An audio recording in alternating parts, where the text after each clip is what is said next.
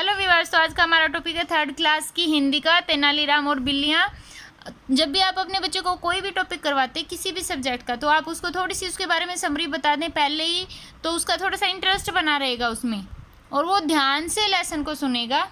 जैसे पिक्चर्स हैं, इसमें कैसे बताएंगे बच्चों को, देखो बच्चों ये क्या है, तेनालीराम है इसका नाम और ये इसकी बिल्ली, अरे ये तो दूध पी रही थी और इसका तो मुंह ही जल गया। फिर ये महाराज ने सभी बिल्लियों को भी बुला रखा है, यहाँ पे तो इनको भी बुला रखा है। क्यों बुलाया महाराज ने इनको, देखते हैं, स्टोरी सुने। एक बार राजा कृष्णदेव राय के राज्य में चूहों का उत्पात बहुत बढ़ गया था। समस्त प्रजा चूहों के कारण परेशान हो गई थी। क्यों हो गई थी? क्योंकि चूहे उनके घर में आते और बहुत सारा नुकसान कर जाते, कपड़े भी काट जाते हैं ना। फिर सब ने मिलकर राजा से फरियाद की। क्या फरियाद की कि राजा जी इन चूहों का कुछ करो, ऐसे तो ये बहुत ज़्यादा नुकसान कर देंगे। फिर राजा ने सोचा और क्या कहा, अपने राजा ने तुरंत मंत्री को बुलाया। क्या कहा मंत्री को? मंत्री को 1000 बिल्लियां मंगवाने का आदेश दे दिया राजा ने। प्रजा की बात सुनते ही राजा ने बोला, मंत्री इधर आओ और 1000 बिल्लियां अभी मंगवाई जाए। ओके, सभी बिल्लियां राज्य की जनता में बांट दी गई। राजा ने सबको एक एक बिल्ली दे दी कि बिल्लियां रख लो भाई, और ये चूहों को खा जाएंगी, फिर चूहे अपने आप खत्म हो जाएंगे। लेकिन राजा ने क्या कहा प्रजा को? उसने साथ ही राजा ने प्रजा को ये आदेश दिया कि सभी अपनी अपनी बिल्लियों को भरपेट दूध पिलाएंगे, जिससे बिल्लियां स्वस्थ होंगी और अपने काम को अच्छे प्रकार से कर सकेंगी। क्या काम था उनका? चूहे पकड़ने का। राजा ने कह दिया ये स्वस्थ होंगी ना तो अच्छे से चूहे पकड़ेंगी, लेकिन उनको क्या पता था, राजा ने ध्यान नहीं दिया बात पे। अगर बिल्ली का पेट ही भर जाएगा तो वो चूहे क्यों पकड़ेगी? चूहे तो तभी पकड़ेगी जब वो भूखी होगी, है ना। ऐसे ही जो तेनालीराम था, उस तेनालीराम को भी एक बिल्ली मिली। तेनालीराम ने पहले ही दिन एक कटोरे में गरम गरम दूध लाकर बिल्ली के सामने रख दिया। बिल्ली भूखी थी, उसने तुरंत गरम दूध में मुंह डाल दिया और गरम दूध से बिल्ली का मुंह जल गया। अगर उसको उस दिन वो दूध पिला देता तो उसकी बिल्ली का पेट फुल हो जाता, और अगर वो दूध नहीं पिया तो वो भूखी रही। तो तेनालीराम के घर में चूहे थे, उसने वो चूहे ढूंढने की कोशिश की, है ना, अपना पेट भरने के लिए। तभी चूहों को ढूंढेगी ना बिल्ली जब उसका पेट खाली होएगा। मुंह जलने के बाद क्या हुआ?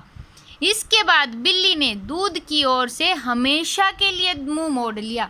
दूध की ओर से मुंह क्यों मोड़ लिया? क्योंकि उसका दूध से मुंह जल गया। उसने सोचा कि हमेशा ही ये दूध में मुंह डालूंगी ना, दूध पीने की कोशिश करूंगी तो हर बार मेरा मुंह जलेगा। उसने ऐसा सोच लिया बिल्ली ने। अब तो कटोरे में ठंडा दूध रखने पर भी वह बिल्ली दूध को देखते ही भाग जाती थी।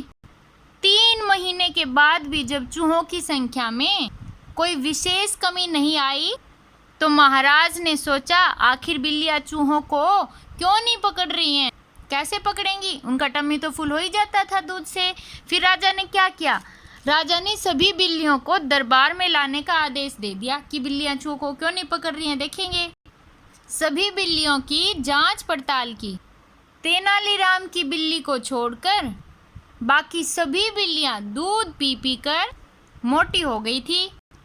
केवल तेनालीराम की बिल्ली ही दुबली पतली और कमजोर पाई गई, क्योंकि उसने तो दूध पिया ही नहीं था। फिर राजा ने तेनालीराम से पूछा। पूछने पर क्या पता चला? पूछने पर पता चला कि तेनालीराम की बिल्ली को दूध कभी मिला ही नहीं। राजा को तेनालीराम पर बहुत गुस्सा आया।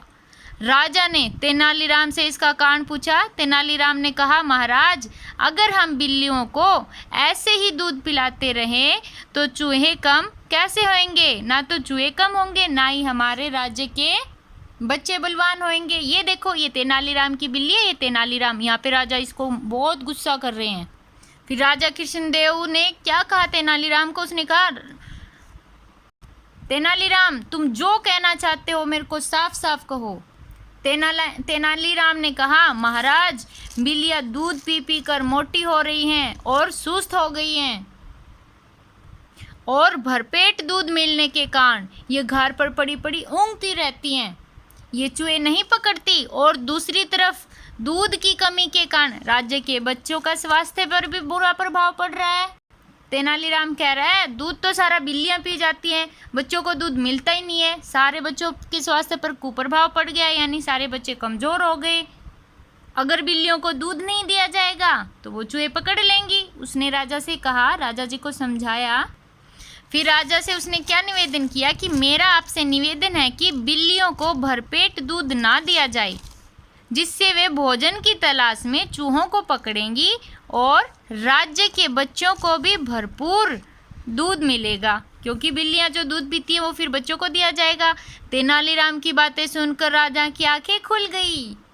राजा ने कहा, तेनालीराम तुम ठीक कहते हो, बिल्लियों के कारण हमारे राज्य के बच्चों को दूध ना मिले और बिल्लियां अधिक दूध पी पी कर चूहे भी ना पकड़े, यह तो दोहरा नुकसान हो रहा है।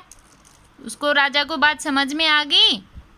अगर बिल्लियों को दूध नहीं दिया जाएगा तो बिल्लियां चूहों को भी पकड़ लेंगी और बच्चे भी स्वस्थ हो जाएंगे, दोनों काम ठीक हो जाएंगे ना। तो फिर आगे क्या कहता है, हमें सोच विचार करके ही कोई निर्णय लेना चाहिए। फिर राजा ने तेनालीराम को उसकी बिल्ली वापस कर दी और राजा तेनालीराम से बहुत खुश हुए, बहुत प्रसन्न हुए। उन्होंने तेनालीराम को 100 सोने की मुद्राएं पुरस्कार में दी। कितनी मुद्राएं? 100 सोने की मुद्राएं।